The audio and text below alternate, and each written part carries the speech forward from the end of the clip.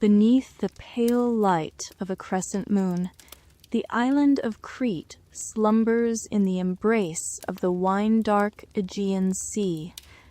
The air is warm and gentle, carrying with it the fragrance of wild thyme and the distant memory of olive groves that have grown upon these hillsides for thousands of years. Tonight, we journey together into one of the oldest and most haunting legends ever told by humankind, a story that has echoed through the corridors of time since the great Bronze Age civilizations first rose upon these shores.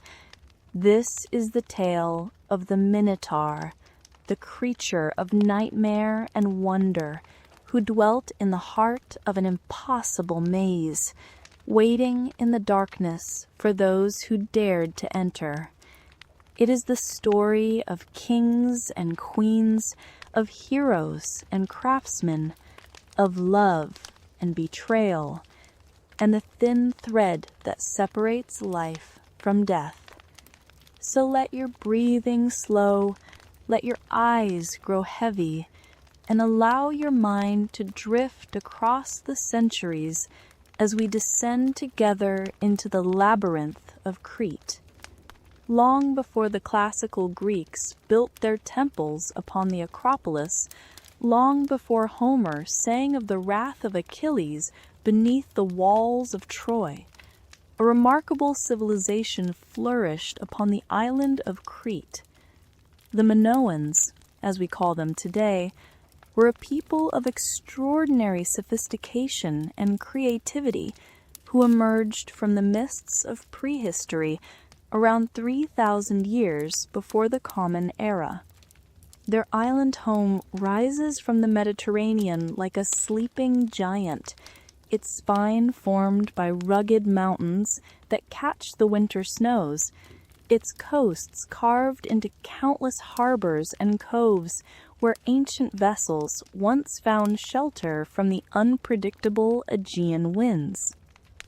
Crete sits at the crossroads of 3 continents, and the Minoans used this position to become the greatest maritime power of their age, their ships carrying goods and ideas across the glittering waters to Egypt, to the Levant, to the islands scattered like jewels across the Aegean. The palace complexes that the Minoans constructed remain among the most impressive achievements of Bronze Age civilization. At Knossos, near the northern coast of the island, there rose a vast structure that covered nearly 6 acres of ground and contained over 1,000 individual rooms arranged across multiple stories.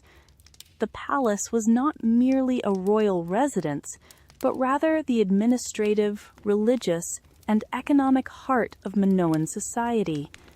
Storerooms filled with massive clay jars called pithoi held olive oil, wine, and grain in quantities sufficient to feed thousands. Workshops produced exquisite jewelry, pottery painted with scenes of marine life, and textiles dyed in the precious purple extracted from murex shells. The Minoans pioneered techniques of construction that allowed them to build structures of remarkable complexity, with light wells that brought sunshine down into the interior spaces, sophisticated drainage systems that carried water and waste through terracotta pipes, and grand staircases that connected the various levels in sweeping ceremonial processions. The walls were adorned with vibrant frescoes painted in colors that still glowed with life after more than 3,000 years beneath the earth. Dolphins leapt through painted seas, lilies bloom in eternal spring, and young men and women performed the dangerous dance of the bull. Walking through the ruins of Knossos today, one can still sense something of the wonder that must have filled ancient visitors when they first beheld these halls. When the British archaeologist Sir Arthur Evans began his excavations at Knossos in the year 1900, he was searching for evidence of an ancient writing system he had encountered on carved seal stones. What he found instead was an entire civilization that had been lost to history, preserved beneath the accumulated soil of centuries.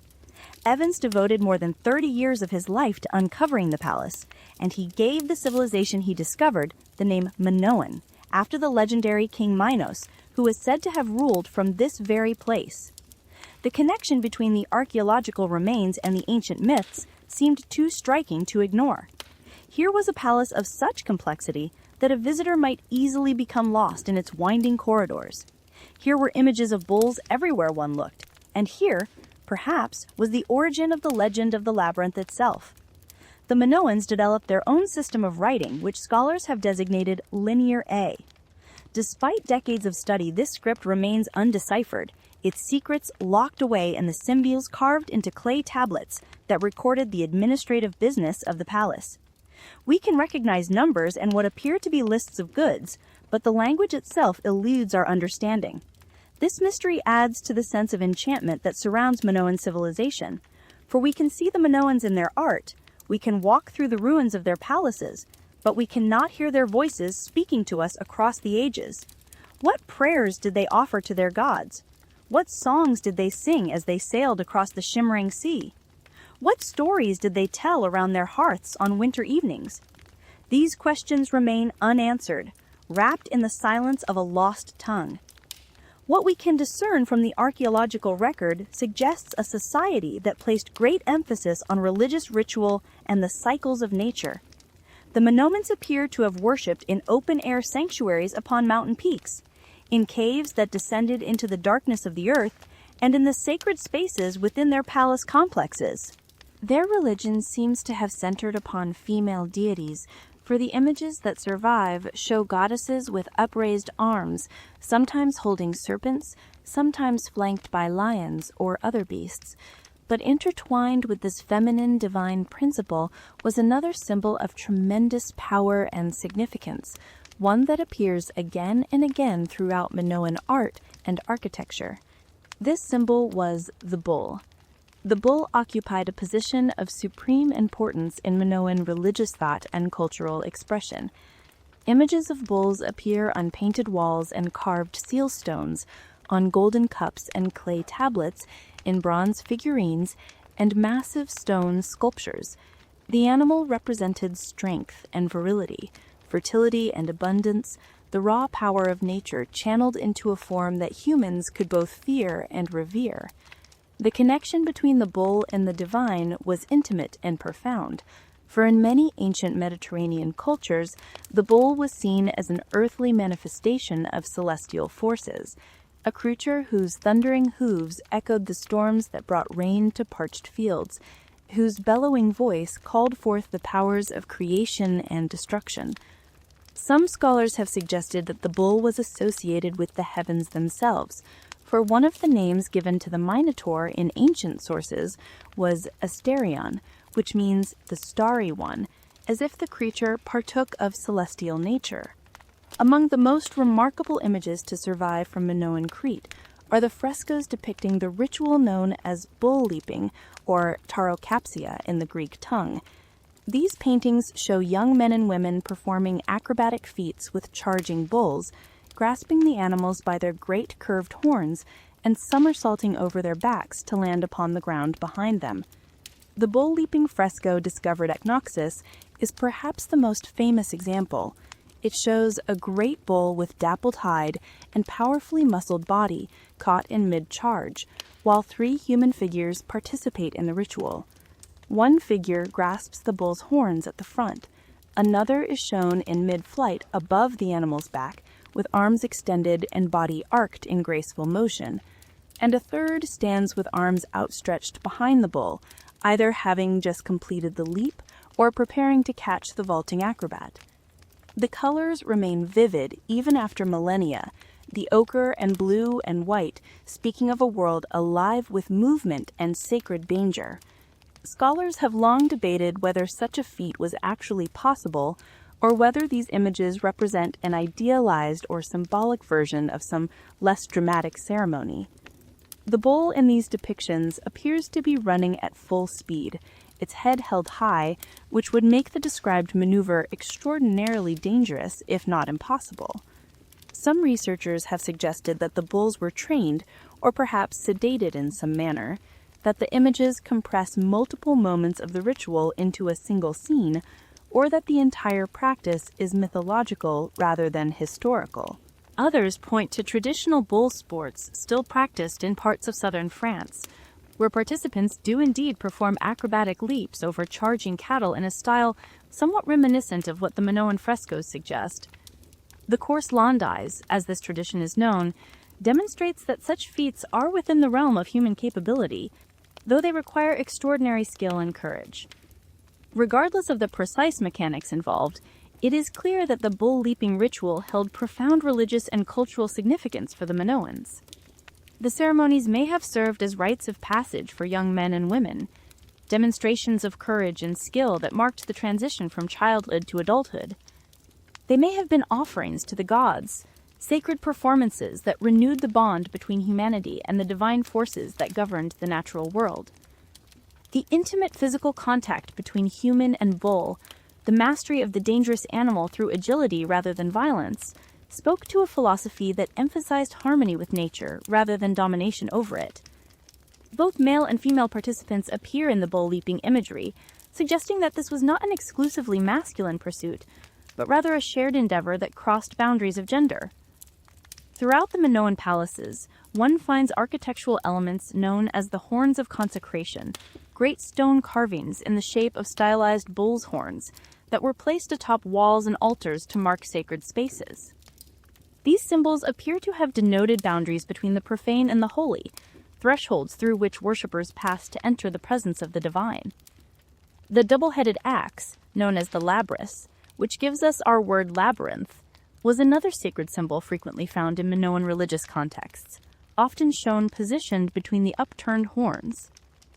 Some scholars believe that the labrys represented the power of the goddess, perhaps used in sacrificial rituals where bulls were killed as offerings to ensure the continued fertility of the land and the favor of heaven.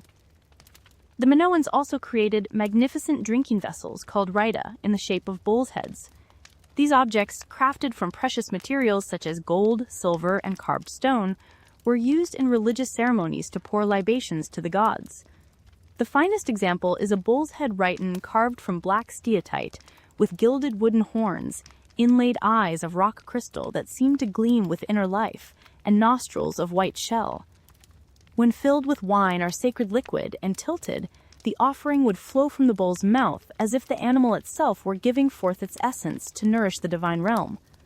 To hold such an object in one's hands must have been to feel the presence of something greater than oneself, the power of the bull made tangible and sacred, a bridge between the mortal world and the realm of the gods. It was from this rich cultural soil that the legend of the Minotaur would eventually grow.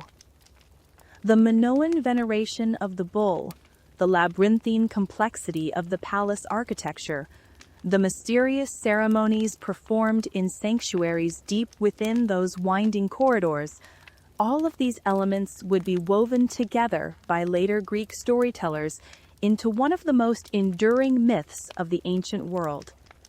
When the Mycenaean Greeks came to dominate Crete after the decline of Minoan civilization around 1450 before the Common Era, they inherited not only the physical remains of this earlier culture, but also its stories and symbols. Over the centuries that followed, as memory blurred into legend and legend hardened into myth, the palace of Knossos became the labyrinth, the sacred bowls became a monster, and the complex religious rituals became a tale of human sacrifice and heroic deliverance. But beneath the layers of Greek imagination, the foundations of Minoan Crete remained, giving the myth its power and its haunting sense of ancient truth. The story of the Minotaur begins not with the monster himself, but with the complicated web of divine favor and mortal ambition that led to his creation. At the center of this web stood Minos, the legendary king of Crete, whose name would become so closely associated with the island that the entire civilization would eventually bear it. But Minos was no ordinary mortal ruler. His lineage reached back to the king of the gods himself, for according to the ancient tales, Minos was the son of Zeus an immortal princess named Europa. Europa was a Phoenician princess of surpassing beauty, the daughter of the king of Tyre. One day, as she gathered flowers with her companions in a meadow near the sea, Zeus spied her from his throne upon Mount Olympus and was struck with overwhelming desire. The father of gods and men transformed himself into a magnificent white bull, more beautiful than any creature that had ever walked the earth. His hide was as white as freshly fallen snow, his horns curved like crescent moons, and his eyes held a gentleness that belied his divine nature. The bull wandered into the meadow where Europa played, and so tame and lovely did he appear that the princess was drawn to him.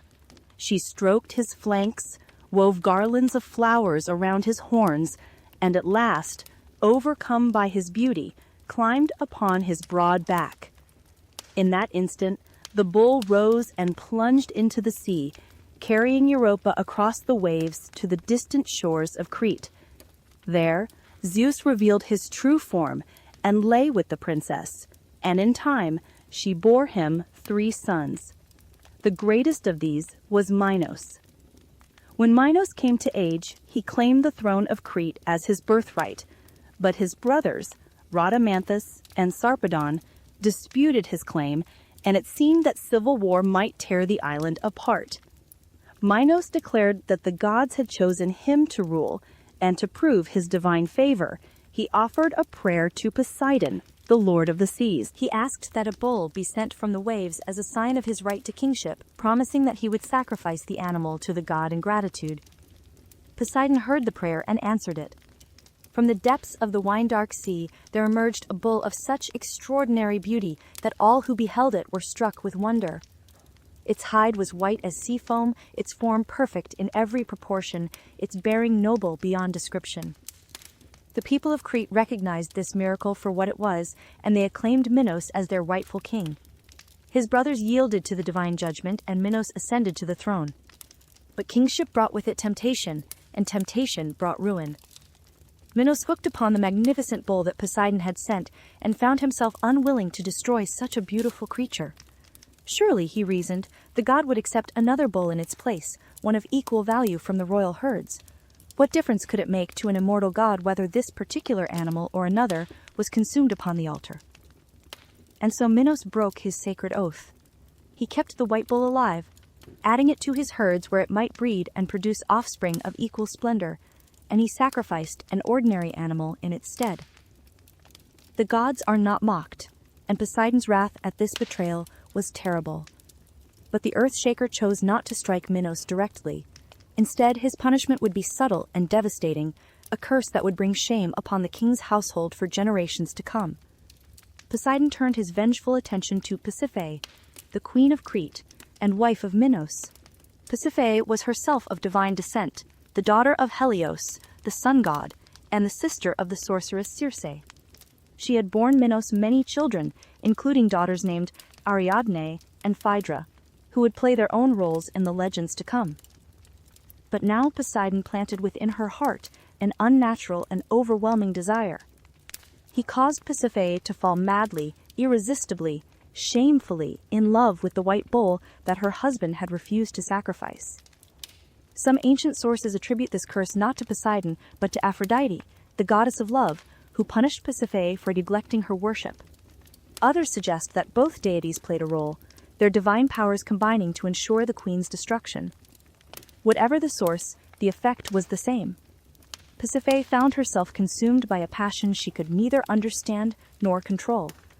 Day and night she thought of the white bull, dreaming of its powerful form, longing for its presence with an intensity that drove her to the edge of madness. She could not eat, could not sleep, could not attend to her duties as queen.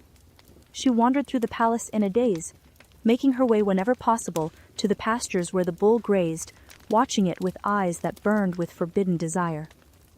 In her desperation, Pasiphae turned to the one man on Crete who might be able to help her. Daedalus was an Athenian craftsman of legendary skill, an inventor and architect whose creations bordered on the miraculous. He had come to Crete as an exile, having fled his homeland after committing a terrible crime.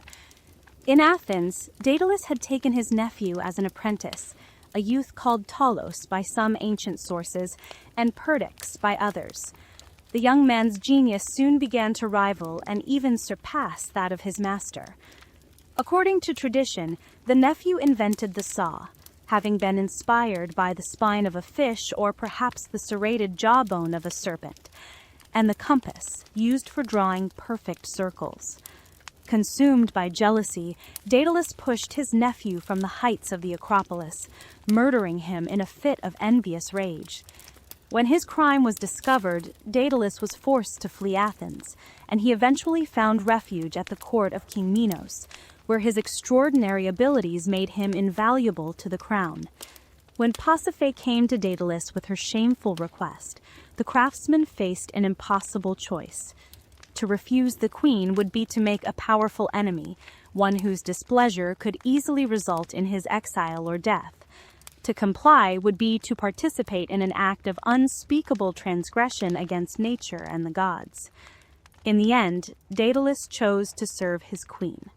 He constructed a hollow wooden framework in the shape of a cow, covered it with the hide of a real animal so that it appeared lifelike and convincing, and fitted it with an interior space where a human being could conceal herself. The craftsmanship was so perfect that even another cow, let alone a bull, would be deceived by the disguise. Pasiphae had the wooden cow placed in the meadow where the white bull grazed. Then, her heart pounding with a mixture of anticipation and shame, she climbed inside the device and waited. The bull, seeing what appeared to be an alluring mate, approached and mounted the wooden cow with Pasiphae hidden within. The queen achieved her heart's terrible desire, though at what cost to her soul only she could know.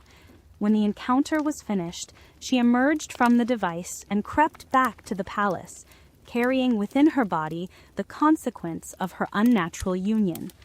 9 months later, Pasiphae gave birth to a child unlike any that had ever been born in the world of mortals. The infant had the body of a human boy, but the head of a bull, complete with curved horns and a bovine muzzle.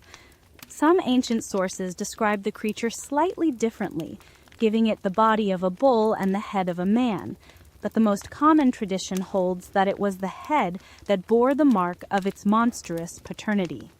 Pasiphae named the child Asterion, which means the starry one, or ruler of the stars, a name that connected him to the celestial realm and perhaps to his grandfather, the sun god Helios. But to the world, he would be known by another name, one that carried within it the shame of his origin and the horror of his nature. He would be called the Minotaur, the bull of Minos. In his earliest days, the Minotaur may have seemed merely strange rather than dangerous. Based on what we can piece together from the ancient accounts, Pasiphae nursed him as she had nursed her other children, though the sight of that bull's head at her breast must have filled her with complicated emotions of love and revulsion, tenderness and terror. But as the child grew, it became clear that he was not like other children. His nature was savage and untamed, more animal than human. He could not speak or reason as humans do, though some spark of intelligence gleamed in his bovine eyes. And worst of all, he developed a taste for flesh that no ordinary food could satisfy. The Minotaur craved human meat, and nothing else would sustain him. Minos was faced with an impossible situation. The creature was, in the eyes of the law and custom, his stepson, the offspring of his wife, even if not of his own body. To kill the Minotaur outright would be to commit murder within his own household, a pollution that might bring divine retribution upon his kingdom. Yet to allow the beast to roam free was equally impossible, for it would inevitably kill and devour any human it encountered. Some historians have interpreted the Minotaur as a symbol of the shameful secret that every family must hide, the dark truth that lurks at the center of even the most respectable household. Others see him as a representation of the animal nature that exists within every human being, the beast that civilization seeks to contain but can never truly destroy. Whatever symbolic meanings later generations might attach to him, the Minotaur was, in the context of the myth, a very real and very dangerous creature who required containment. And so Minos turned once again to Daedalus, the craftsman whose creation had brought the monster into being in the first place.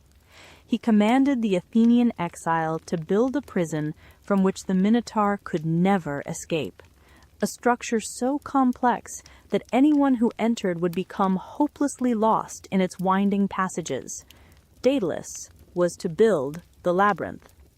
Daedalus accepted the commission, for he had little choice in the matter, and set to work designing the most extraordinary structure the world had ever seen. The labyrinth, as it would come to be known, was to be more than a mere prison. It was to be a puzzle made of stone and darkness, a place where the very concepts of direction and distance would lose their meaning. The name itself may derive from the labrys, the sacred double-headed axe of the Minoans, suggesting that the structure served not only as a prison, but also as a religious site, a place where sacred and profane intertwined in ways that defied ordinary understanding. The master craftsman drew upon all his genius to create the labyrinth. He designed corridors that doubled back upon themselves, passages that seemed to lead forward but actually returned to where they had begun, chambers that opened onto identical chambers that opened onto further chambers, stretching away into apparent infinity. There were false doors that led nowhere, and true doors that seemed false, stairways that ascended only to descend, and halls that narrowed as one walked until they became impossible to traverse. The walls were smooth and featureless, offering no landmarks by which a lost wanderer might orient himself.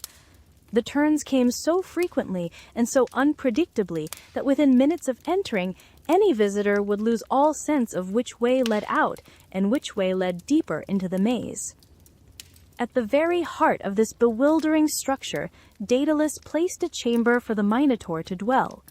It was there, in the absolute center of the labyrinth, that the creature would spend its days and nights, wandering the endless corridors of its prison, waiting for the food that would periodically be provided.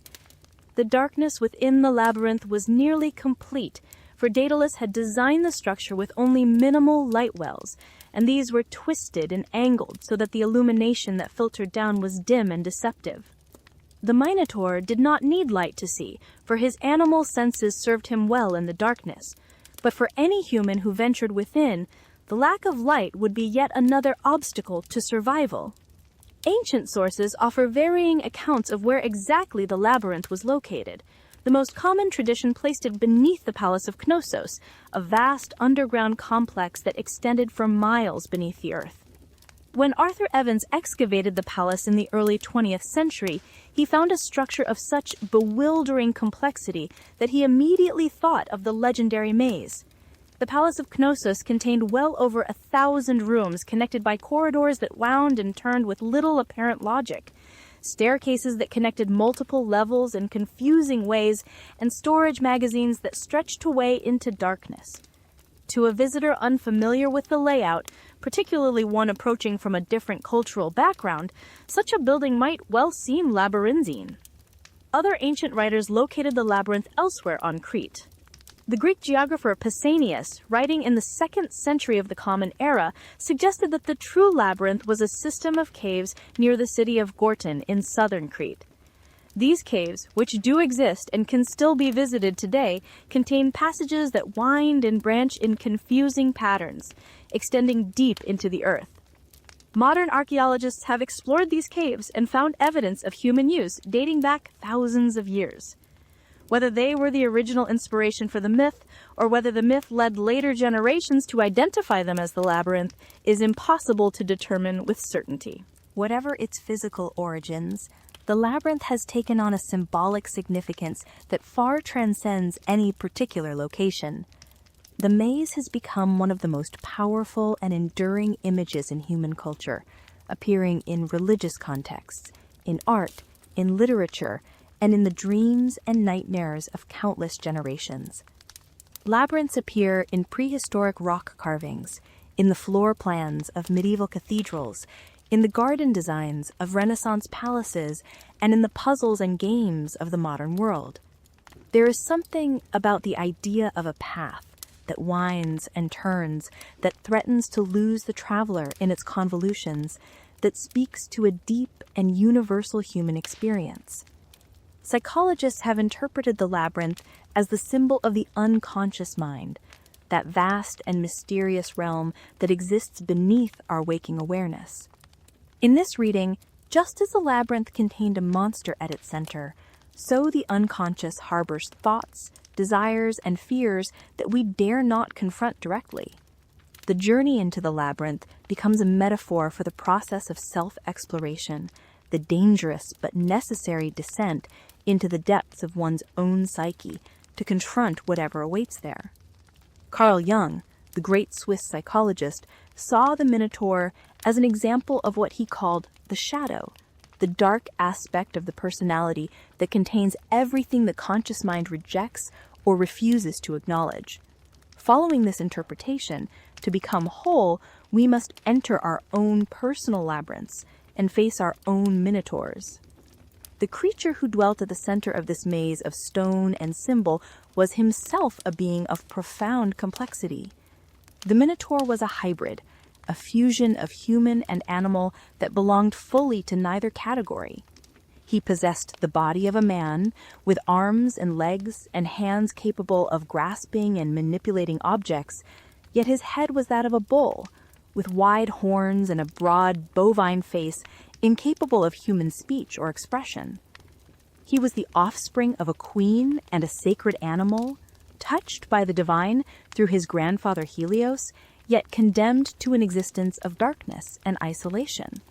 He was both victim and villain, a creature who had never asked to be born, and yet who brought death to all who encountered him. What was it like to be the Minotaur, to exist in that perpetual twilight between man and beast? The ancient sources do not tell us, for they are concerned primarily with the heroes and gods whose stories intersect with his. But we might imagine the loneliness of such an existence, trapped in an endless maze, with no companion but darkness, no purpose but the satisfaction of a hunger that could only be fed by the flesh of creatures like the human half of oneself. Perhaps the Minotaur raged against his imprisonment, bellowing his frustration to the uncaring stone. Perhaps he grieved for the sunlight and open spaces he could never know. Perhaps some spark of his human heritage led him to wonder why he had been born, why he was hated and feared, why he alone of all creatures was condemned to this eternal isolation. These are questions the myths leave unanswered, inviting us to fill the silence with our own understanding. The name Asterion, which means starry one, suggests connections to the celestial realm that the myth does not fully explore. Perhaps the Minotaur was not merely a monster, but also a sacred being, a creature touched by cosmic forces that ordinary mortals could not comprehend. In some versions of the myth, he is called Asterion, son of Minos, which might indicate that the creature was legally recognized as part of the royal family despite his monstrous form. The stars were associated with eternity and divine order in ancient Greek thought, and to name a being after them was to suggest something transcendent about its nature. But whatever sacred aspects the Minotaur might have possessed, they were overshadowed by his reputation as a devourer of human flesh. The labyrinth served not only as a prison for the Minotaur, but also as a mechanism for his feeding.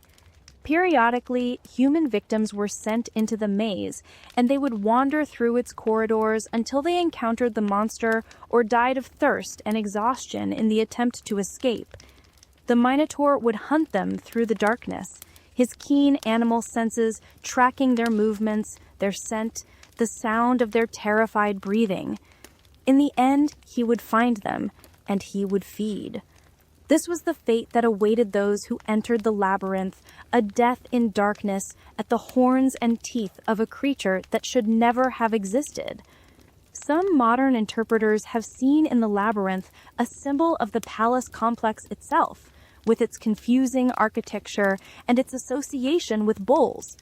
The tribute of young men and women could represent some form of religious service or slavery that Minoan Crete may have imposed upon its subject peoples, transformed by later Greek imagination into a tale of human sacrifice and monstrous consumption.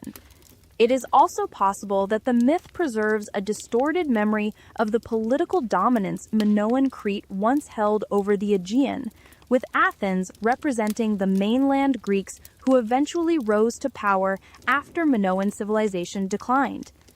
The reality, if there was one, has been lost to time, leaving only the myth and its endless possibilities for interpretation.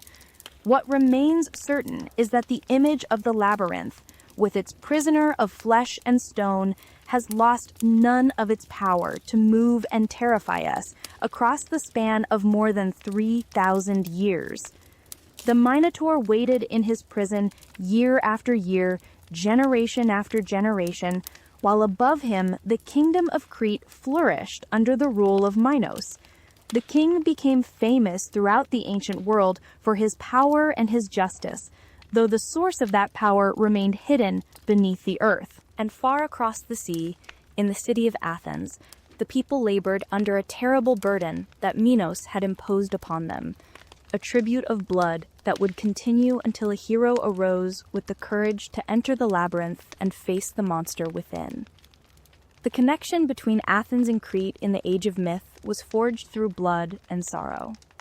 Minos had a son named Androgeos, a young man of exceptional athletic ability who traveled to Athens to compete in the Panathenaic Games, the great festival held in honor of the goddess Athena. Androgeos proved himself the finest athlete in Greece, winning victory after victory against the best competitors that Athens could field. His success should have brought him honor and acclaim, but instead it brought him death. The circumstances of Androgeos' killing vary, depending on which ancient source one consults. Some say that the young men of Athens, jealous of his triumphs, ambushed and murdered him on the road as he traveled from the games. Others claim that King Aegeus of Athens, fearing that Androgeos might ally with his political enemies, sent the young man to hunt the Marathonian bull, a savage beast that was terrorizing the countryside. The bull killed Androgeos, but Aegeus bore the responsibility for having deliberately sent him to his death. Still other versions suggest more complex political machinations, with Androgeos caught up in the dynastic struggles that plagued Athenian politics in those distant days. Whatever the precise circumstances, the result was the same. The son of the most powerful king in the Aegean was dead, and his father demanded vengeance. Minos gathered his fleet and sailed against Athens with all the might of Crete at his command. The Athenians, their city not yet the great power it would become in later centuries, could not withstand the Cretan assault. Plague swept through the city, and the people interpreted this catastrophe as divine punishment for the murder of Androgeos. They consulted the oracle, seeking guidance on how to end their suffering, and the answer they received was grim. They must submit to whatever terms Minos demanded, or their city would be utterly destroyed. The terms that Minos imposed were cruel beyond imagining. Athens was to send a tribute to Crete every 9 years, or in some versions every year, consisting of 7 young men and 7 young maidens in the flower of their youth. These 14 souls would be placed aboard a ship with black sails and transported across the sea to Knossos. There they would be given to the Minotaur, sent into the labyrinth to wander in darkness until the monster found them and devoured them. This was the price of Androgeos' blood, and Athens had no choice but to pay it. Year after year, the terrible lottery took place. The names of all the young people of Athens who had reached the age of eligibility were placed in an urn, and 14 were drawn by lot to make the voyage to Crete. Families gathered in the public square to learn whether their children would live to see another year or would become food for the beast in the labyrinth. The screams of mothers who heard their sons' or daughters' names called echoed through the streets of Athens, a sound of grief that renewed itself with each cycle of the tribute. The ship with the black sails became a symbol of mourning and despair, a vessel of death that reminded the Athenians of their subjugation with every departure. It was into this world of fear and sorrow that the hero Theseus was born, though his birth and early childhood took place far from Athens. His father, Aegeus, was the king who had sent Androgeos to his death, but his mother was a princess named Aethra from the city of Troezen, across the Saronic Gulf from Athens. The circumstances of Theseus's conception were shrouded in mystery and touched by the divine. Aegeus had long been troubled by his inability to produce an heir. He had married twice, but neither wife had given him a son. Desperate for guidance, he made a pilgrimage to the oracle at Delphi, the most sacred prophetic site in all of Greece, to ask how he might father a child. The oracle, speaking in riddles as was her custom, gave him a cryptic response. "Do not loosen the bulging mouth of the wineskin," she told him, "until you have reached the heights of Athens, lest you die of grief." Aegeus could not understand what this meant, but he sensed that it was important, and he pondered the words as he journeyed homeward. On his way back to Athens, Aegeus stopped at the city of Troezen to visit his friend Pythias, who was renowned as one of the wisest men in Greece. Pythias immediately understood the oracle's meaning, though he chose to interpret it in a way that served his own interests. He plied Aegeus with wine until the king was thoroughly intoxicated, then led him to the chamber of his daughter, Aethra. In the darkness of that night, Aegeus lay with the princess, fulfilling the oracle's prophecy in a way that would bind his fate to Troezen. But Aegeus was not the only one who visited Aethra that night. According to some versions of the myth, the goddess Athena sent the princess a dream, commanding her to wade out to the island of Speria and make offerings at the shrine of the sea god Poseidon. When Aethra obeyed, she encountered Poseidon himself, who lay with her as Aegeus had done. The child that grew within her womb was thus of uncertain paternity, claimed by both the mortal king of Athens and the divine lord of the seas. This dual heritage gave Theseus a nature that partook of both human and divine qualities, making him capable of deeds that no ordinary mortal could accomplish. When morning came and the wine had cleared from his head, Aegeus realized what he had done. Before departing for Athens, he took Aethra aside and showed her a great rock on the outskirts of Troezen. Beneath this rock, he placed his sword and a pair of sandals, tokens by which a son might prove his identity. "If you bear me a son," Aegeus told her, "raise him here in Troezen until he is strong enough to lift this rock. Then send him to me in Athens with these tokens, and I will acknowledge him as my heir." He departed without looking back, leaving Aethra with the seed of a hero growing within her. Aethra did bear a son, and she named him Theseus. He grew up in the palace of his grandfather Pythias, far from the intrigues and dangers of Athens, but his mother never forgot the destiny that awaited him. She raised him on stories of his father the king, and of the great heroes whose deeds had shaped the world. When Theseus came of age, strong and brave beyond his years, Aethra led him to the rock where Aegeus had hidden his tokens. Without hesitation, the young man lifted the massive stone and retrieved the sword and sandals that lay beneath. The time had come for him to claim his birthright. Aethra urged her son to travel to Athens by sea, for the land route along the Saronic Gulf was known to be infested with bandits and monsters who preyed upon travelers. But Theseus refused to take the safe path. He had heard tales of his cousin Heracles, the greatest hero of the age, who had performed his famous labors to win immortal glory. Theseus wished to prove himself a hero in his own right, and the dangers of the road offered him the opportunity to do so. He set out on foot, determined to face whatever challenges awaited him. The journey to Athens became a series of trials that tested every aspect of Theseus's courage, strength, and wit. At Epidaurus, he encountered Periphetes, a savage brigand who murdered travelers with a massive bronze club. Theseus killed Periphetes and took the club as his own weapon, the first trophy of his heroic career. At the Isthmus of Corinth, he faced Sinis, the pine bender, who would tie travelers between two bent pine trees and then release the trees to tear his victims apart. Theseus defeated Sinis and subjected him to the same fate he had inflicted on so many others. Continuing his journey, Theseus encountered the monstrous sow of Crommyon, a savage beast that had been terrorizing the countryside. He slew the creature, adding to his growing reputation.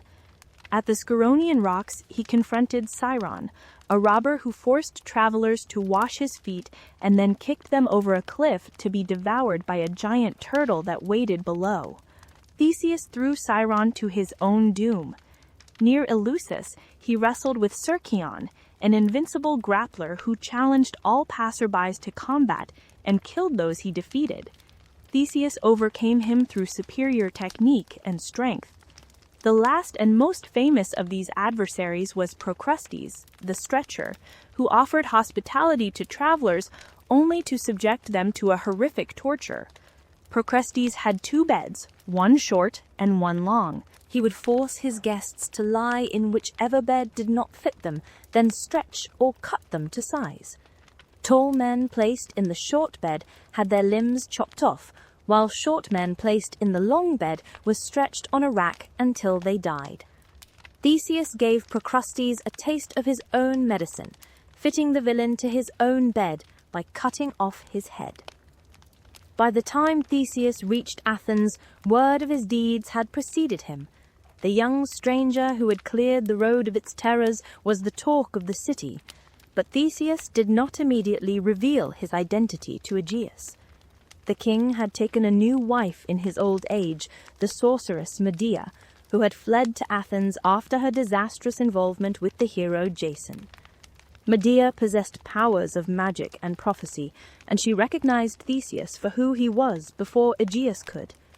Fearing that this new heir would displace her own son Midas, she whispered poison in the king's ear, telling him that the stranger was a threat who must be eliminated. Medea convinced Aegeus to send Theseus against the Marathonian bull, a savage beast that was terrorizing the countryside. Some ancient sources identify this creature with the same Cretan bull that had been brought to Greece by Heracles, while others suggest it was the very bull that had led to Androgea's death years before. Whatever its origins, the bull was dangerous enough that Medea hoped the monster would succeed where all other threats had failed. But Theseus captured the bull alive and brought it back to Athens in triumph. Undeterred, Medea prepared a cup of poison and placed it before Theseus at a feast held in his honor. Just as the young hero raised the cup to his lips, Aegeus noticed the sword at his side. It was his own sword, the one he had left beneath the rock at Troezen so many years ago. He struck the poisoned cup from his son's hand and embraced him, recognizing at last the heir he had waited for through all the long years of his reign. Medea fled Athens in her dragon-drawn chariot, and Theseus took his rightful place as the acknowledged son of the king. But the joy of their reunion was shadowed by the knowledge of what would soon come. The time for the tribute to Crete was approaching once again, and 14 young Athenians would have to be chosen for the voyage to the Labyrinth.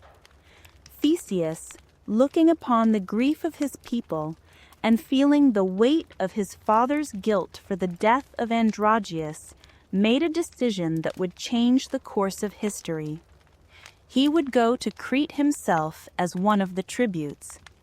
He would enter the labyrinth and face the Minotaur, and he would either slay the monster or die in the attempt. The decision was made, and no argument from Aegeus could dissuade his son from his chosen course. Theseus would join the tributes sailing to Crete, not as a victim, but as a champion, carrying with him the hopes of all Athens. Some versions of the myth say that he volunteered freely, stepping forward when the lots were being drawn to take the place of another. Others claim that his name was deliberately chosen, either by lot or by the machinations of his enemies who hoped to be rid of the new prince.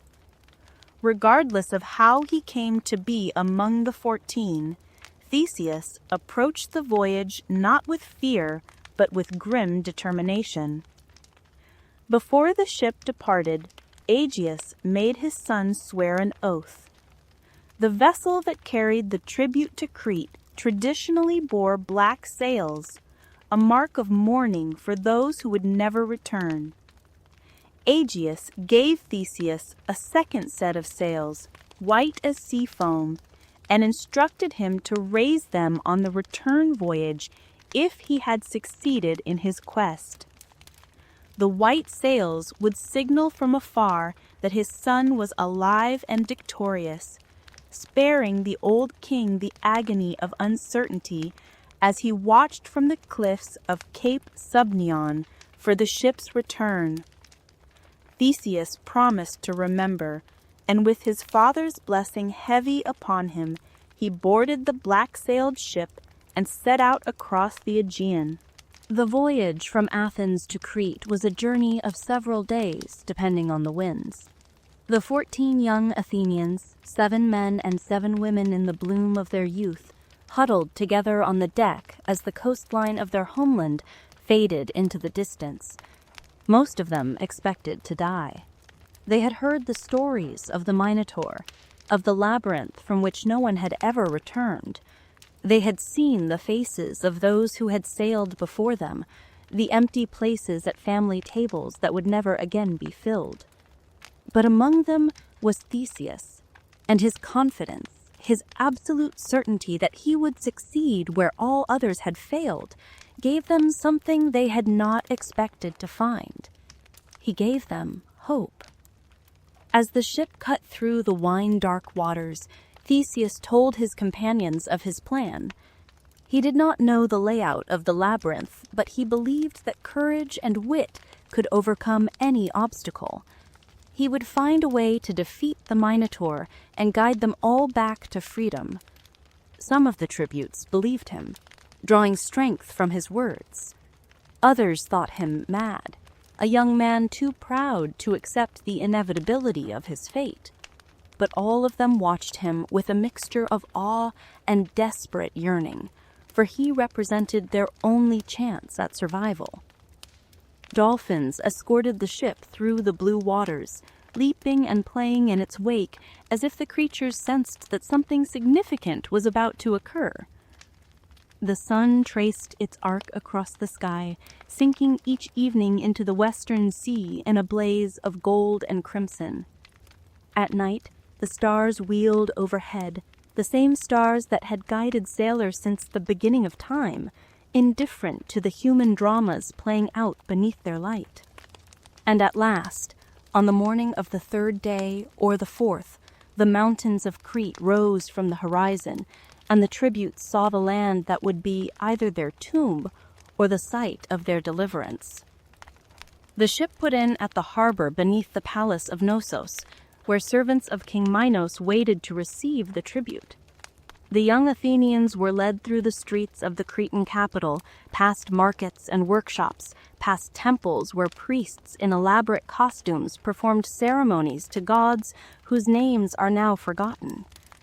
The people of Crete came out to watch them pass, their faces showing a mixture of curiosity and contempt for these foreigners who had come to feed their monster. And looming above everything else, vast and labyrinthine even from the outside, rose the palace complex where the Minotaur waited in his underground prison. They were brought before King Minos himself, who sat upon his throne in a hall decorated with frescoes of processions and sacred rites. The king was old now, his beard gray and his face lined by the years, but his eyes retained the sharpness of a man accustomed to absolute power. He looked upon the Athenian tribute with the satisfaction of one whose vengeance had been sustained across decades, who had transformed his grief for his dead son into an instrument of perpetual punishment. He did not see individuals before him, only the latest installment of a debt that Athens would never finish paying. But there was another who watched the tribute arrive, and her eyes saw something very different. Ariadne, the daughter of Minos and Pasiphae, stood in the shadows of the great hall and observed the young Athenians with growing interest. She was a princess of the blood, beautiful and proud, accustomed to the intrigues of the Cretan court. She had watched the tribute arrive year after year, had seen the fear in the eyes of those who were about to die, but she had never seen anyone like Theseus. There was something about the young Athenian that set him apart from the others, a bearing that spoke of nobility and purpose. While his companions cowered and wept, Theseus stood tall, meeting the king's gaze without flinching. His body was that of an athlete and warrior, honed by the trials he had faced on his journey to Athens. But it was his eyes that captured Ariadne's attention, eyes that held neither the resignation of the doomed nor the bravado of the foolish, but rather a calm certainty that seemed to defy the very circumstances in which he found himself. In that moment, watching from the shadows, the princess of Crete felt something awaken within her heart. The ancient Greeks attributed Ariadne's sudden passion to the intervention of the gods, for love that strikes so swiftly and so completely was considered divine in origin. Aphrodite, the goddess of desire, was said to have planted the seed of longing in Ariadne's breast, perhaps as part of some larger design that would bring about the downfall of the Minotaur.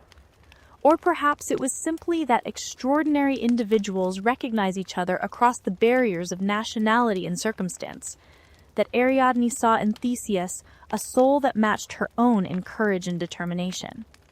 Whatever the cause, the effect was undeniable. Ariadne fell desperately, hopelessly in love with the Athenian hero. The name Ariadne itself carries meanings that hint at her sacred nature. Ancient Greek scholars derived it from words meaning most holy or most pure, suggesting that she was not merely a mortal princess, but a figure touched by the divine. Some modern researchers believe that Ariadne may have originated as a goddess in the prehistoric religion of Crete, perhaps the mistress of the labyrinth mentioned in ancient tablets, who was later demoted to mortal status as the Greek myths absorbed and transformed earlier Minoan traditions. Offerings to the mistress of the labyrinth have been found on clay tablets dating to the Bronze Age, written in the script known as Linear B, suggesting that such a figure was indeed worshipped at Knossos. Whether goddess or woman, Ariadne was about to play a pivotal role in the fate of Theseus and the Minotaur. That night, as the tributes awaited that entry into the labyrinth, Ariadne made her way to where they were being held. She had made her decision, and nothing would turn her from it. She would betray her father, her family, her kingdom, everything she had ever known, for the love of a man she had glimpsed for only a few moments. Such is the power of the passions that the gods inspire, that they can overturn the foundations of a life in a single heartbeat. She came to Theseus in secret and revealed herself to him. She told him of her love and offered him her aid. According to several ancient accounts, she had consulted with Daedalus, who revealed to her the secret of navigating the labyrinth he had built. She could give Theseus the means to find his way through the maze and return alive, but in exchange she demanded a promise. Theseus must take her with him when he escaped, must marry her and make her his queen in Athens. The price of his survival was her happiness. Theseus agreed to her terms, for he would have agreed to almost anything that offered him a chance to defeat the Minotaur and free his people. Whether he truly loved Ariadne in return, or whether he was simply willing to make whatever bargain was necessary, the ancient sources do not clearly tell us. Perhaps even Theseus himself did not know the truth of his own heart in that moment. He swore to marry Ariadne and take her to Athens, and she believed him. Ariadne gave Theseus gifts that would prove essential to his quest. In some versions of the myth, she provided him with a sword, for the tributes were typically sent into the labyrinth unarmed, denied even the hope of defending themselves against the monster. Other ancient accounts suggest that Theseus entered with no weapon at all, relying entirely on his bare hands and physical strength to defeat the Minotaur. But all versions agree on her second gift, the one that would prove even more crucial than any weapon. It was a ball of thread, sometimes described as being made of golden or scarlet yarn. Ariadne instructed Theseus to tie one end of the thread to the entrance of the labyrinth and unwind it as he went, allowing the thread to trail behind him through all the twists and turns of the maze. When he had found and killed the Minotaur, he need only follow the thread back to find his way out. This ball of thread has become one of the most famous images in all of mythology. The Greeks called it a clue, and from this word we derive our modern term clue, meaning a piece of evidence that helps solve the mystery. Ariadne's thread represents the possibility of finding order in chaos, of maintaining connection with the outer world even while venturing into the darkest depths of the unknown. It is the lifeline that allows the hero to descend into the underworld of the labyrinth and return, transformed by the experience, but not destroyed by it. Armed with sword and thread, and the desperate courage born of love, Theseus prepared to enter the labyrinth. The other tributes would go with him, for the Minotaur expected its full meal, and to send fewer might alert the guards to the deception.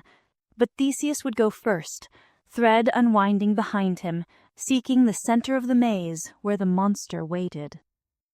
Dawn was approaching when Ariadne slipped away to resume her place in the palace, trusting that she would see her beloved again before the sun set on another day.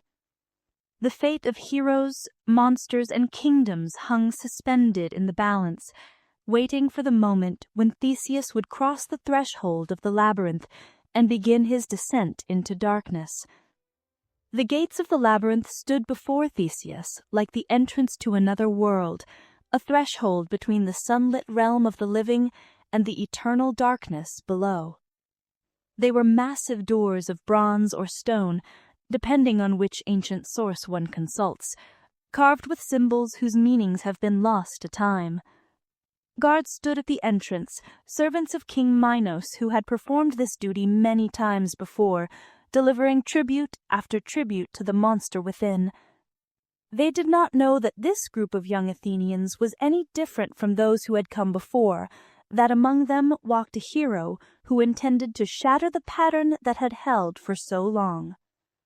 Theseus felt the weight of Ariadne's thread in his hand, the ball of yarn that represented his connection to the world he was about to leave behind. He tied the end securely to a projection near the entrance, testing the knot to make certain it would hold. Then, as the great doors swung open to reveal the darkness beyond, he stepped forward into the labyrinth. The other tributes followed, their faces pale with fear, but drawing courage from the hero who led them. The doors closed behind them with a sound that echoed through the corridors like the tolling of a funeral bell. The darkness inside the labyrinth was nearly absolute. Whatever light wells Daedalus had designed into the structure allowed only the faintest illumination to penetrate, a dim and sourceless glow that served more to disorient than to guide. Theseus waited for his eyes to adjust, feeling the thread unspooling from his hand as he took his first tentative steps into the maze. The air was cold and still, carrying a smell of ancient stone and something else beneath it, something organic and unsettling that he did not wish to examine too closely. The walls of the labyrinth were smooth and featureless, offering no landmarks by which a traveler might orient himself. Theseus trailed his fingers along the stone as he walked, feeling the chill of rock that had never known the warmth of the sun. The corridor branched almost immediately, offering choices that seemed identical, passages that led away into impenetrable darkness. He chose the left-hand path, though he could not have said why, and felt the thread continue to unspool behind him. The silence of the labyrinth was oppressive, broken only by the soft sounds of footsteps and breathing, the rustle of clothing, the occasional whispered prayer from one of the tributes who followed. Time lost its meaning in that place. They might have walked for minutes or hours, the endless turns and passages blurring together into a journey that seemed to have no beginning and no end. Several times Theseus felt certain that they had passed the same spot before, that the labyrinth was somehow folding back upon itself, leading them in circles that would eventually exhaust their strength and their hope. But the thread continued to unspool, and as long as thread remained, he knew they had not yet reached the center of the maze.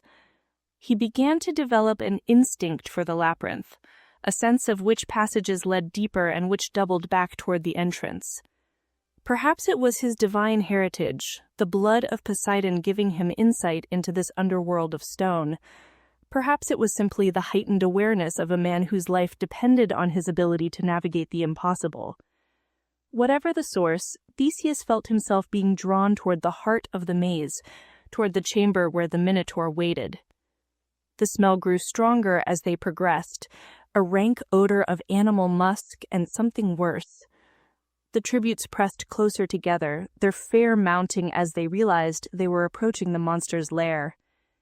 Theseus gestured for them to stay back, to wait in the corridor while he went ahead to face what awaited in the central chamber. He drew Ariadne's sword from where he had concealed it beneath his tunic, feeling the familiar weight of bronze in his hand. The thread had nearly run out, only a small remainder left in the ball.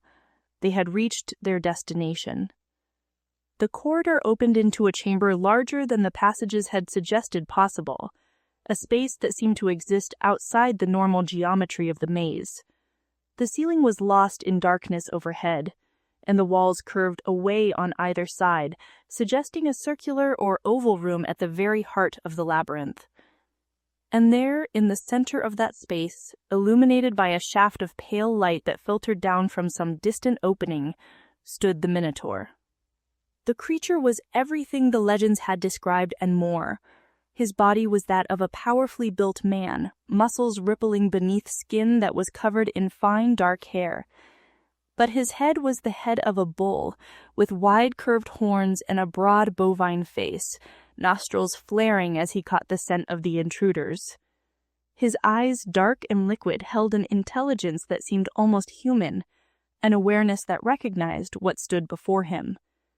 He was enormous, standing half again as tall as Theseus, his presence filling the chamber with an aura of primal menace. For a long moment, hero and monster stood facing each other across the chamber, neither moving. Theseus saw the bones scattered across the floor, the remains of those who had come before him, tributes whose names and faces had been lost to time. He saw the walls marked with scratches and stains, the signs of violence and feeding that had accumulated over years of the Minotaur's imprisonment. And he saw the creature itself, the offspring of divine curse and unnatural desire, the beast that had haunted the nightmares of Athens for so long. The Minotaur moved first, lowering his head so that his horns pointed forward, pawing at the stone floor with one massive foot. He bellowed, a sound that combined the roar of a bull with something terribly like a human scream, and charged. Theseus barely managed to throw himself aside, feeling the rush of air as those deadly horns swept past him. He rolled and came up with his sword raised, but the Minotaur had already turned, impossibly fast for something so large, and was charging again. The battle that followed was the defining moment of Theseus's heroic career, though the ancient sources disagree on its exact details. Some say he fought the Minotaur with a sword provided by Ariadne, engaging in a lengthy combat that tested his skill as a warrior. Others claim that Theseus wrestled with the monster in the manner of the Greek pankration, using holds and throws to overcome his opponent's superior strength. One tradition holds that he killed the Minotaur with nothing but his bare fists, pummeling the creature in the most remote chamber of the labyrinth until it fell. Still others suggest that he struck a single decisive blow, finding a vulnerable spot that ended the fight almost as soon as it began. What seems certain is that the combat was fierce and desperate. The Minotaur had never faced an armed opponent before, had never encountered a human who fought back rather than simply fleeing and dying. Theseus was fighting not only for his own life, but for the lives of his companions, for the honor of Athens, for the chance to return to the father he had only just found. He brought to the battle every skill he had learned on his journey from Trozen, every trick of combat and survival that he had accumulated through his trials against the bandits of the road. The Minotaur fought with the desperate fury of a creature that had known nothing but darkness and hunger for its entire existence. One might imagine that there was something like relief in its attacks, a recognition that this confrontation would end one way or another, that either it would feast or it would finally find release from its tormented existence. The creature's horns scored wounds across Theseus's body, drawing blood that splattered on the ancient stones. Its massive hands grasped for him, seeking to tear him apart as it had torn apart so many others. In the end, it was Theseus who prevailed. He found his opening, whether through superior skill or divine favor or simple luck, and delivered the killing blow. The creature staggered, bellowed one final time, and fell. The hero stood over his fallen opponent, breathing hard, his body covered in blood, both his own and the monster's. The Minotaur lay still, its eyes losing their luster, its massive chest heaving once, twice, and then going still forever. Theseus looked upon the face of the creature he had killed and perhaps felt something other than triumph. This was no simple monster, but a being that had been created through divine punishment and human transgression. A creature that had never chosen its fate any more than Theseus had chosen his. The Minotaur was dead, and Athens was free, but there was tragedy woven through the victory, the recognition that this creature called Asterion, the Starry One, might have been something other than a monster if the gods and mortals had treated it differently. But there was no time for philosophical reflection. The other tributes waited in the corridor, their lives depending on Theseus's return. He felt for Ariadne's thread in the darkness, found the thin line that connected him to the entrance of the labyrinth, and began to follow it back the way he had come. Passage by passage, turn by turn, the thread guided him through the maze that had claimed so many lives.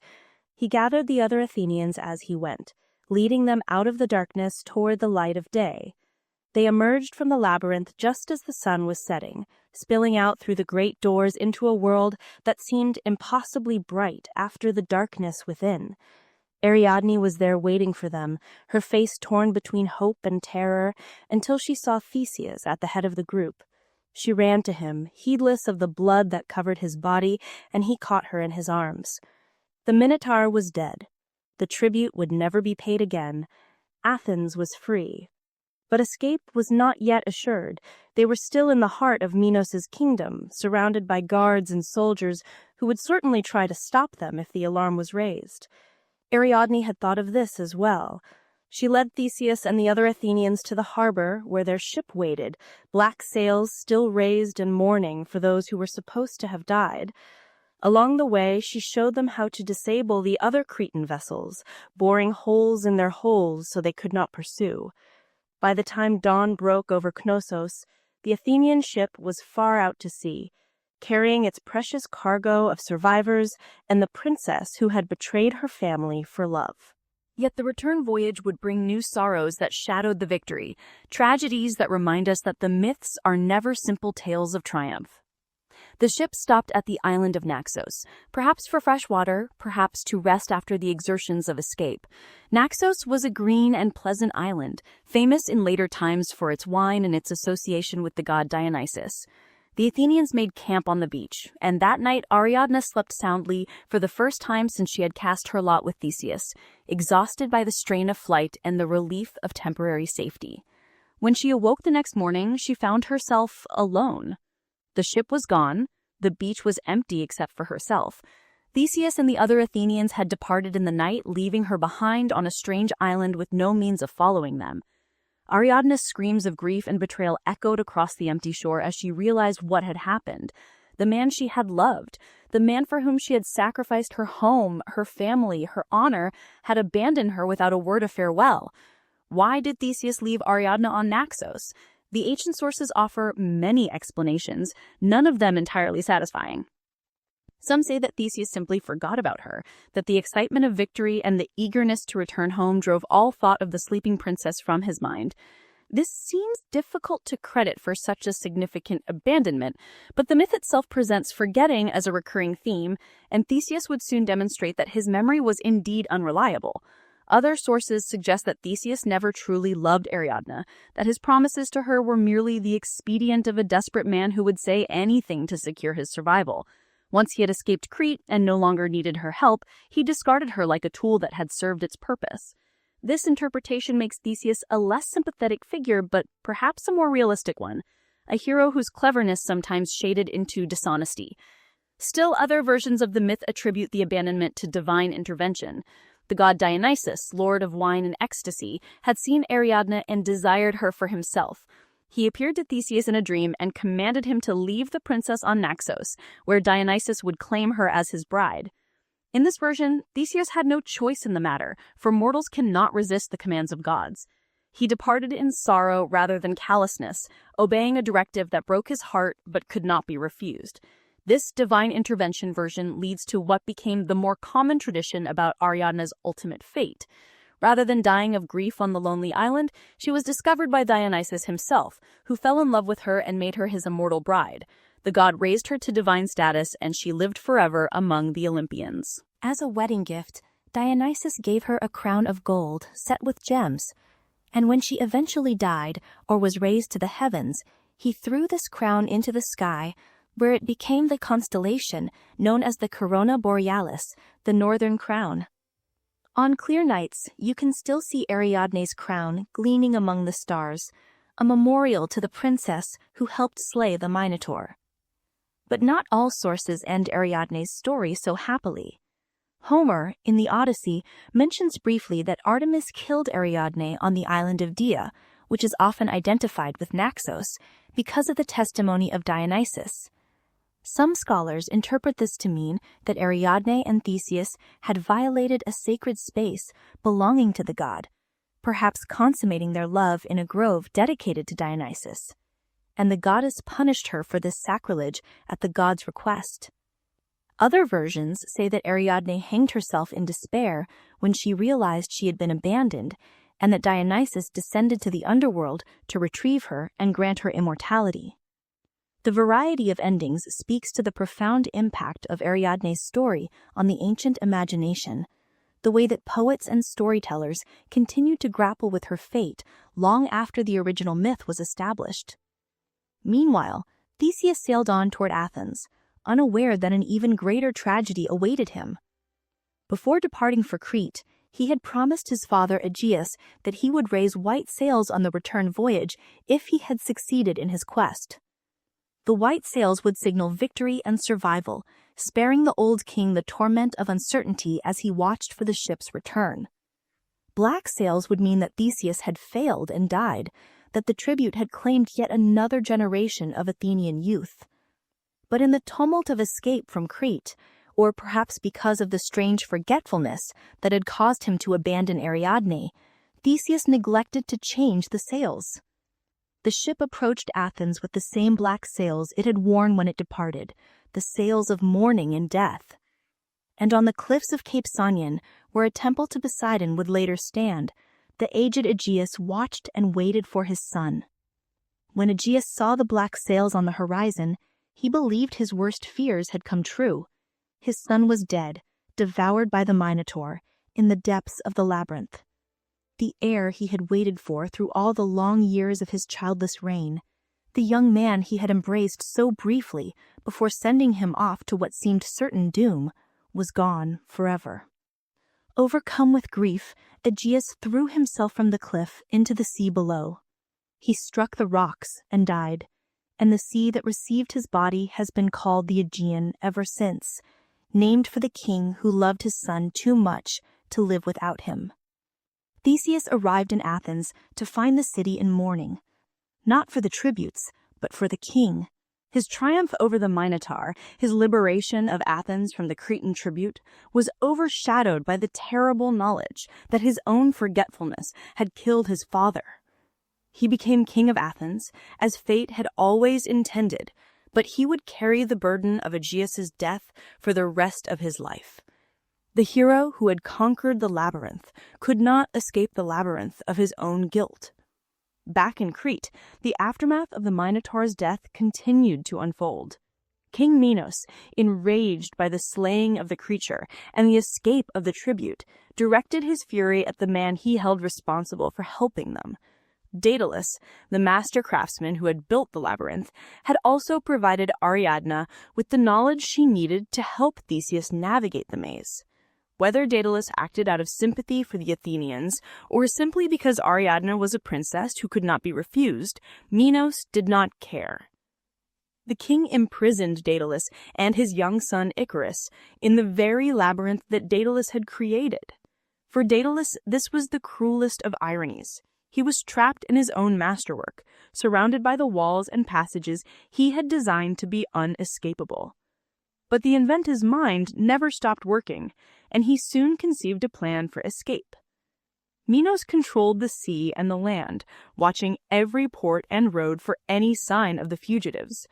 But the king did not control the sky. If Daedalus could find a way to fly, he could carry himself and his son beyond the reach of Cretan power. Daedalus began to gather feathers, collecting them from the birds that ventured into the labyrinth or the tower where some versions of the myth place his imprisonment. He sorted the feathers by size and arranged them in rows from the smallest to the largest, creating a shape that mimicked the wings of birds. Using wax from candles and thread from his own clothing, he bound the feathers together, crafting 2 pairs of wings that would be strong enough to carry a man through the air. It was his greatest invention, a device that would allow humans to achieve what had been reserved for the gods and birds alone. When the wings were complete, Daedalus fitted a pair to his own shoulders and demonstrated for his son how to use them. The feathers caught the air as he moved his arms, and he lifted slightly from the ground, hovering in the dim light of their prison. Icarus watched with wonder as his father performed this miracle, and his heart filled with excitement at the thought of flying free. He had spent his childhood in Crete, much of it confined because of his father's work for the king. Now he would soar above the island that had been his prison, leaving behind everything that had held him down. Daedalus fitted the 2nd pair of wings to Icarus and gave him careful instructions. "You must fly the middle course," he told his son. "If you fly too low, the sea spray will soak the feathers and make them heavy, and you will fall into the waves and drown. If you fly too high, the heat of the sun will melt the wax that holds the feathers together, and you will fall just the same. Follow me, stay on the path I show you, and we will reach safety." Father and son launched themselves from their prison and took to the sky. Below them, the island of Crete spread out like a map, its mountains and valleys, its cities and harbors, visible from a perspective that no human had ever experienced. The sensation of flight was intoxicating, the wind rushing past, the freedom of movement in 3 dimensions that nothing on earth could match. Daedalus looked back to make sure Icarus was following, and he saw his son keeping pace, his young face alight with joy. They flew over the sea, leaving Crete behind. They passed other islands, and fishermen who saw them from below thought they were witnessing gods or divine messengers crossing the sky. The journey seemed to be succeeding beyond anything Daedalus had dared to hope. But Icarus, intoxicated by the miracle of flight, began to forget his father's warnings. He spiraled higher and higher, drawn toward the blazing sun like a moth to a flame. The warmth felt wonderful after the cold of the labyrinth, and he wanted more of it, wanted to see how high he could climb, how close he could come to the realm of the gods. Daedalus shouted warnings, but Icarus was too far away to hear or too enchanted to listen. The boy climbed toward the sun, and the wax that bound his wings began to soften. Feathers came loose, drifting down like strange snowfall. By the time Icarus realized what was happening, it was too late. His wings disintegrated around him, and he plunged from the sky, crying out for his father as he fell. Daedalus could do nothing but watch as his son dropped into the sea and disappeared beneath the waves. He circled above the spot where Icarus had fallen, searching desperately for any sign of the boy, but there was nothing. Eventually, the body washed up on the shore of a nearby island, and Daedalus landed to bury his son. He named the island Icaria in memory of the boy, and the sea around it the Icarian Sea, names that have endured to the present day.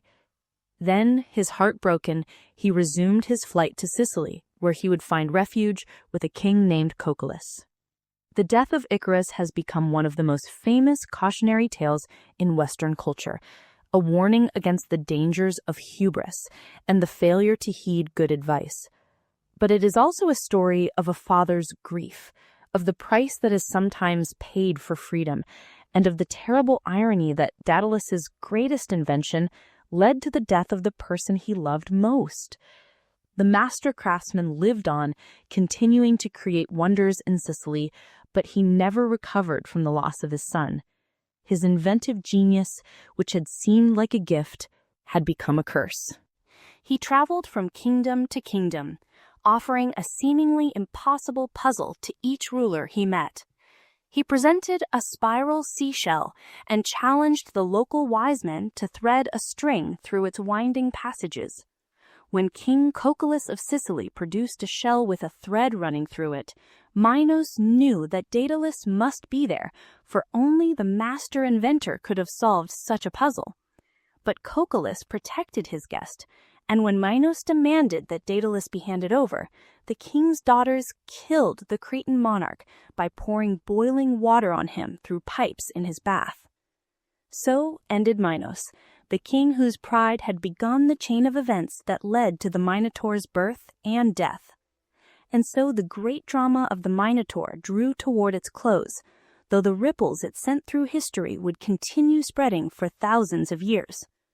The palace of Knossos eventually fell into ruin, destroyed by fire or earthquake or the slow erosion of time, but the stories that had grown from its corridors lived on. Travelers who visited the island in later centuries saw only tumbled stones and overgrown foundations, yet they knew they walked on sacred ground, on earth that had once witnessed the confrontation between hero and monster that would echo through all of Western civilization. The story of the Minotaur did not end with the deaths of its principal characters. It lived on in the memory of the ancient world, passed down from generation to generation, retold and reimagined by poets and playwrights, painters and philosophers. The myth became a touchstone of Greek culture, referenced in countless works of art and literature from the Archaic period through the Classical Age and beyond. The image of Theseus battling the Minotaur appeared on vases and temple friezes, on coins and carved gems, becoming one of the most recognizable scenes in the visual vocabulary of the ancient Mediterranean. The earliest surviving literary references to the Minotaur appear in fragmentary form, glimpses and allusions rather than complete narratives. Homer mentions Ariadne in the Odyssey, and the poet Bacchylides composed a dithyramb celebrating Theseus's journey to Crete. But it was the later Greek and Roman writers who assembled the full story as we know it today. the Bibliotheca, a comprehensive mythological handbook long attributed to a scholar called Heliodorus, but now believed by most researchers to have been written by an unknown author in the 1st or 2nd century of the Common Era, compiled a detailed account of the myth. The Roman poet Ovid devoted portions of his Metamorphoses to the tale, focusing especially on the tragic love of Ariadne and the flight of Daedalus and Icarus. The Greek biographer Plutarch, in his Life of Theseus, attempted to find historical kernels within the legend, treating the hero as a real figure whose deeds had been embellished by time. These ancient sources did not always agree with one another, and the story of the Minotaur exists in multiple versions that sometimes contradict each other on significant points. This is the nature of myth, which is not a fixed text, but a living tradition, constantly evolving as it passes through the hands of different storytellers. The variations remind us that the myths were never mere entertainment, but served as vehicles for exploring questions that mattered deeply to the cultures that told them. Through the story of the Minotaur, the ancient Greeks grappled with issues of justice and vengeance, of monstrosity and humanity, of the relationships between parents and children, between rulers and subjects, between the civilized world and the darkness that lies beyond its borders. The myth continued to resonate in the medieval period, when the Minotaur appeared in unexpected contexts. Dante Alighieri, in his Divine Comedy, placed the Minotaur at the entrance to the 7th circle of hell, where those who committed violence are punished. The poet described the creature as a symbol of bestial rage, an embodiment of the violent impulses that lie beneath the surface of human civilization. Virgil, Dante's guide through the underworld, taunted the Minotaur by reminding him of his death at the hands of Theseus, provoking the creature into a frenzy that allowed the poets to slip past. In Dante's vision, the Minotaur had become a guardian of the boundary between different levels of sin, a monster who represented the consequences of surrendering to one's animal nature. The Renaissance brought renewed interest in classical mythology, and artists throughout Europe turned to the story of the Minotaur for inspiration. Painters depicted the labyrinth and its monster, the heroism of Theseus, the tragic abandonment of Ariadne. The image of Icarus falling from the sky became particularly popular, inspiring masterpieces by artists including Peter Bruegel the Elder, whose Landscape with the Fall of Icarus shows the boy's legs disappearing into the sea while the world around him continues its business, indifferent to his tragedy. The story had become a meditation on the indifference of nature to human ambition, on the way that even the most dramatic events are swallowed by the vastness of time and space. In the modern era, the Minotaur has taken on new meanings for new generations. The Spanish painter Pablo Picasso was particularly drawn to the image of the bull-headed monster, making it a recurring motif in his work during the 1930s and 40s. For Picasso, the Minotaur was a complex symbol of male desire and violence, of the creative and destructive forces that coexist within the artistic temperament.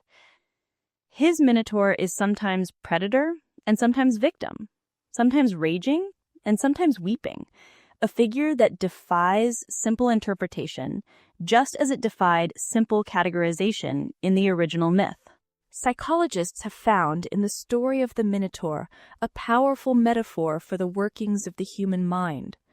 Carl Jung, the founder of analytical psychology, saw the labyrinth as a symbol of the unconscious, that vast and mysterious realm that lies beneath our waking awareness.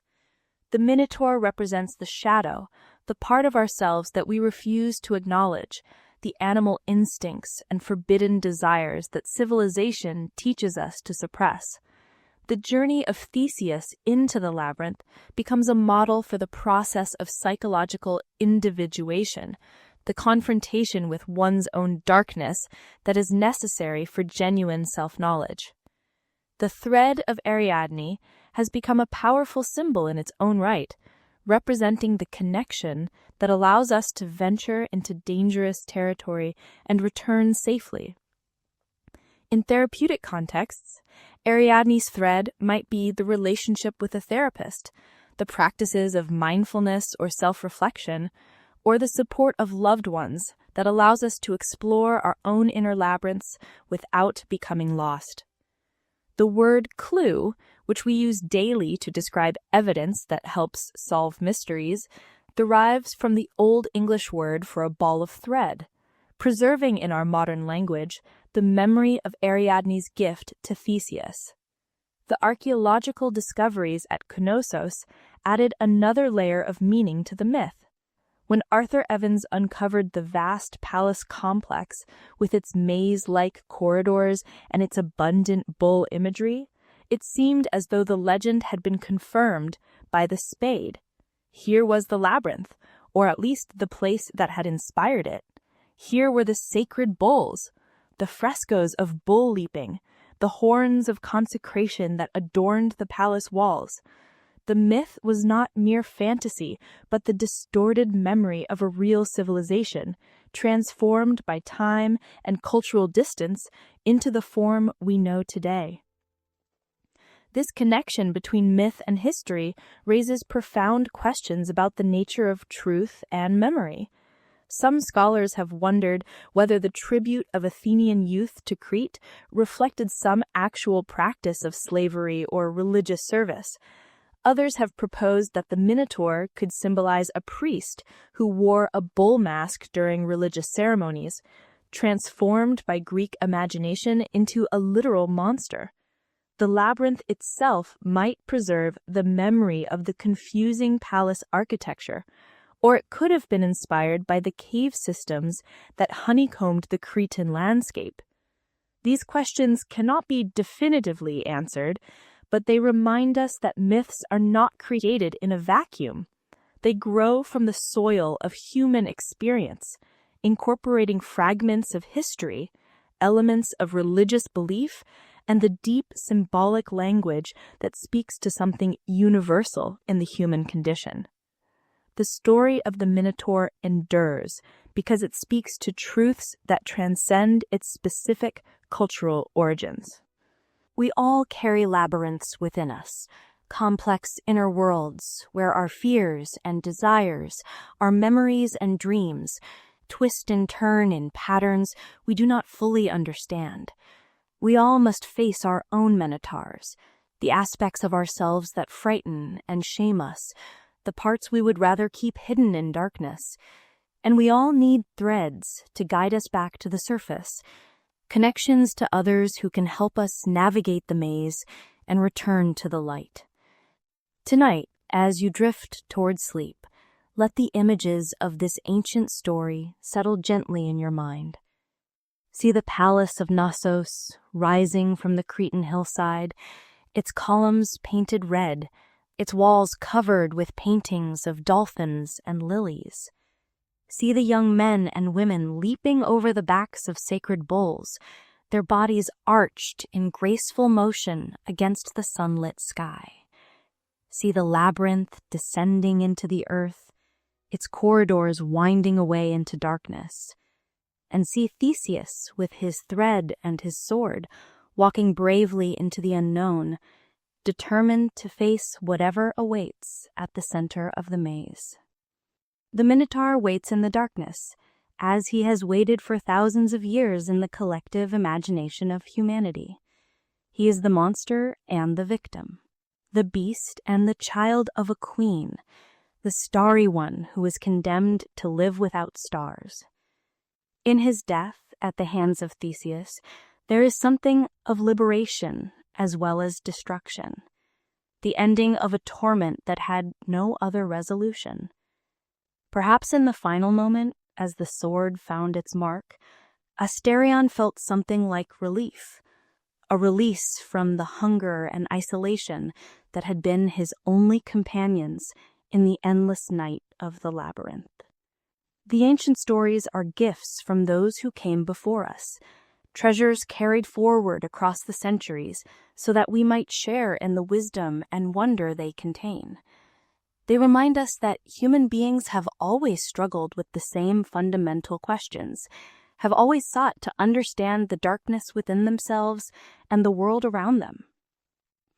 The myth of the Minotaur is one such gift, a story that has comforted and challenged listeners since the Bronze Age ships first sailed the wine-dark Aegean. Now, let your thoughts grow soft and quiet, like waves lapping on a moonlit shore. Let the tension drain from your body, starting with your forehead, relaxing downward through your face, your neck, your shoulders, your arms, your chest, your stomach, your legs, your feet. Imagine yourself floating on calm water, buoyed by the gentle currents of sleep. The labyrinth is far away now, and you are safe in your own bed, wrapped in warmth and peace. The stars that the ancient Greeks named after Ariadne shine somewhere overhead, even if clouds or city lights hide them from view. The sea that carries the name of grieving Aegeus still washes against the shores of Greece. The ruins of Knossos still stand on the hillside above Heraklion, visited each year by thousands who come to walk through the corridors where the myth was born. The story continues, passed from voice to voice, from book to listener, from the ancient world to the modern, an unbroken thread connecting us to those who first told these tales around fires that burned out thousands of years ago. Sleep now, and let the myth carry you into dreams. If you have enjoyed this journey through the Labyrinth of Crete, please consider leaving a like on this video and subscribing to the channel for more tales from the ancient world.